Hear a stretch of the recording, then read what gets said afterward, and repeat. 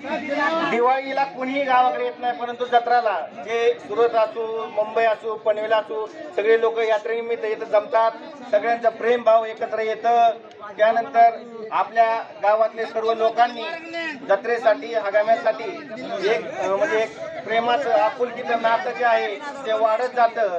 आणि अशा प्रकारे आपल्याला म्हणजे पोलीस डिपार्टमेंट असो किंवा आपले हंगाम्यात कुस्त्या लावणारे भैया असो, आमचे वडील असो, आता बप्पू माईकवर असतात कायमस्वरूपी. आम्ही बऱ्याच दिवसापासून बघतो माईकवर पद्धतीने बोलणे, सगळ्या पल्ल्यांच्या कुस्त्या लावून घेणे आणि शेवटच्या कुस्त्या अशा प्रकारे गावचं जो नियोजन एकदम व्यवस्थित झालं आहे.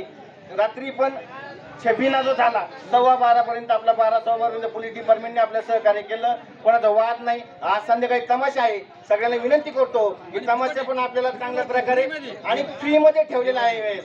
त्यामुळे सर्वांनी आनंद घ्यायचा आहे, शांततेत राहायचंय. नाही तर सर्वांना माहिती आहे काय होतंय. त्यामुळे सगळ्यांनी शांततेत राहायचं आणि आपल्या गावाची शोभा वाढेल. आपल्या गावात कोणतेही वाद होणार नाहीत. आणि शेवटी आमचे वडीलधारी बप्पू 2 शब्द बोलतील.